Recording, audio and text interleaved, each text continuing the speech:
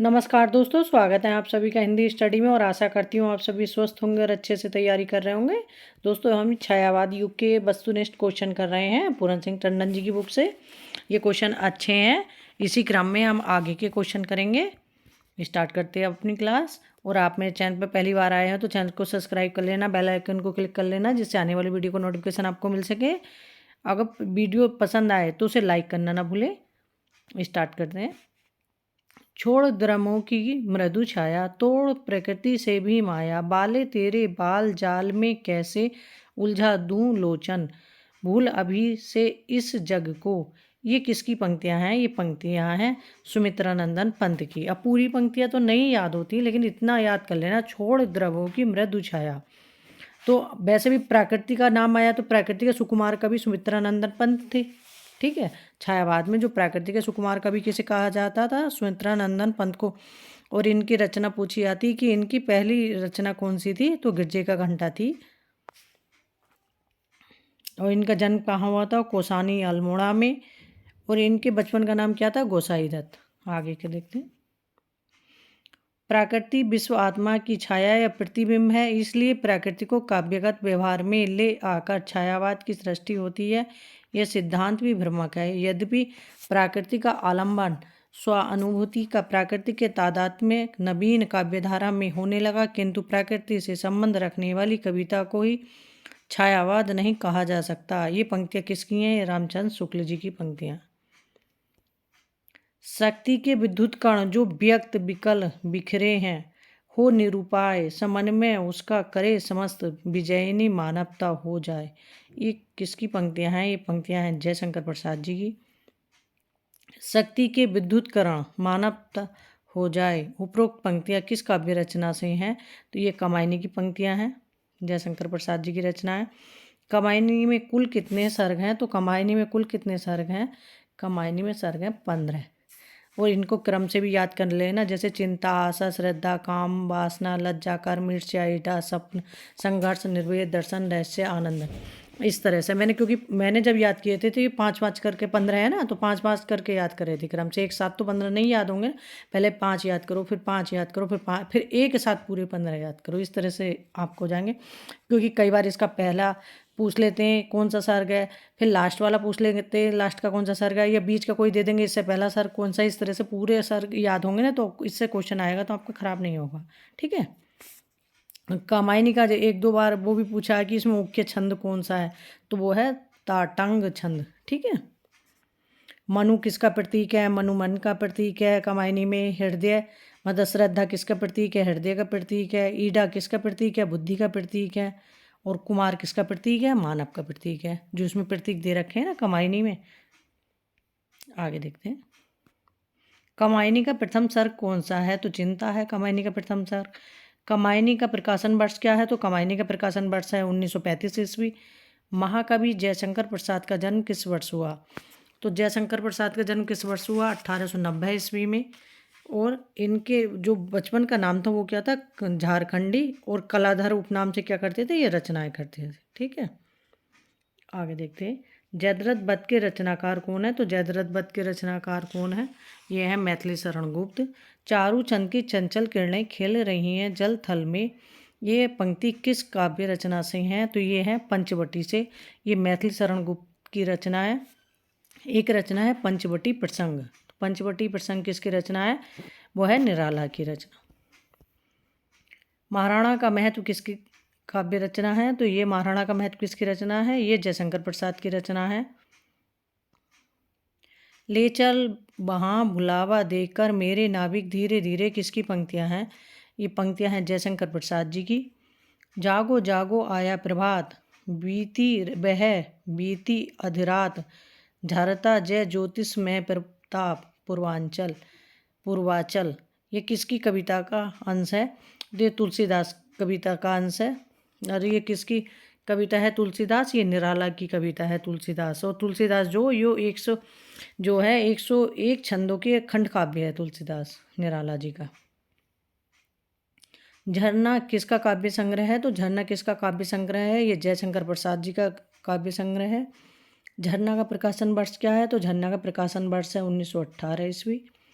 निम्न में से प्रसाद जी की कौन सी रचना ब्रजभाषा में है? तो इनकी कौन सी रचना इनमें से ब्रजभाषा में है? चित्रधार। हृदय ही तुम्हें दान कर दिया, क्षुद्र था उसने गर्व किया, तुम्हें पाया अगाध गंभीर, कहाँ जलबिंदु कहाँ निधि नीर। ये किसकी पंक्तियाँ हैं? ये जयशंकर प्रसाद जी की पंक्तियाँ हैं। ये रचना दे रखी है, रचनाकार हैं, इनमें से बताने कि रचना किसकी है। तो आकाशगंगा किसकी रचना है? जयशंकर प्रसाद की रचना है। निर्माल्य किसकी रचना है? आरसी प्रसाद सिंह की रचना है। कलापी किसकी रचना है? तो कलापी रचना है आरसी प्रसाद सिंह की। संध्या गीत किसकी रचना है? संध्या गीत है महादेवी वर्मा की। निहार, रश्मि, निर्जा, संध्या गीत, दीपशिखा, ये सब किसकी रचना है? महादेवी वर्मा जी की। लहर किसकी रचना है? जयशंकर प्रसाद जी की।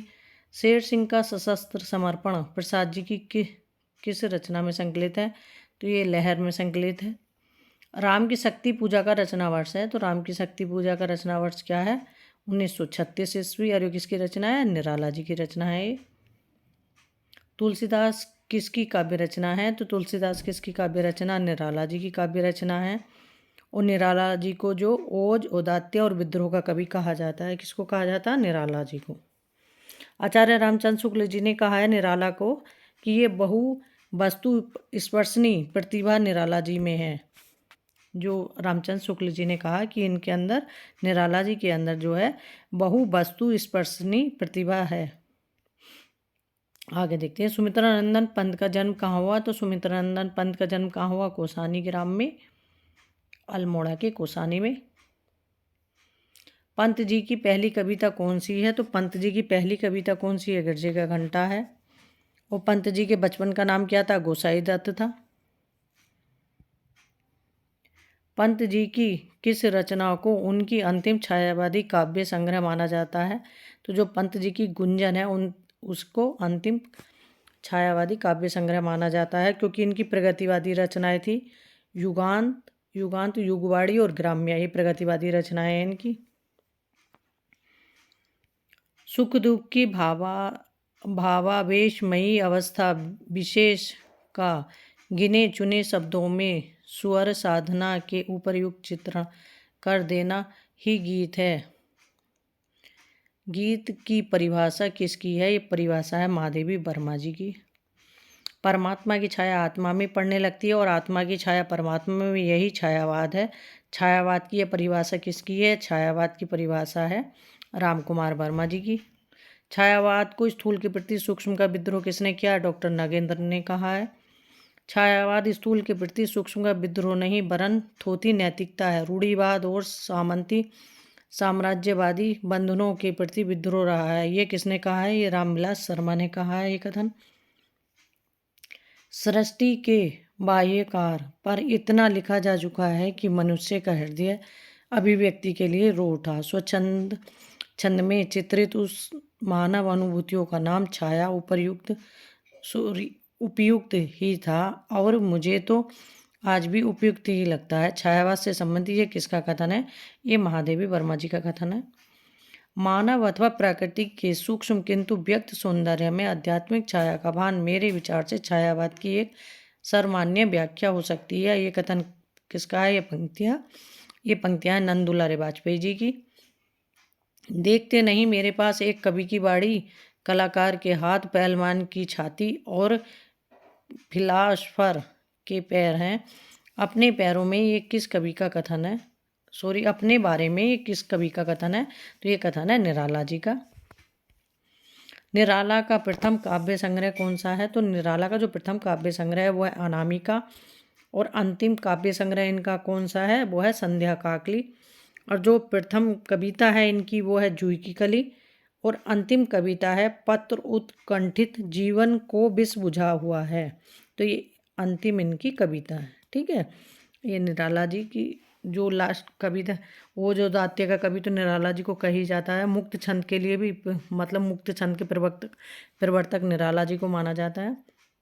इनकी रचनाएं भी पूछी जाती हैं, जैसे कि कौन किस में है, मतलब जो इनका वो है का संग्रह, मतलब कौन से संग्रह, कविता संग्रह में कौन संकलित है, इस तरह से पूछी जाती हैं। जैसे एक बार पूछी कि राम की शक्ति पूजा कौन से कविता संग्रह में संकलित है, तो वो अनामिका में संकलित है।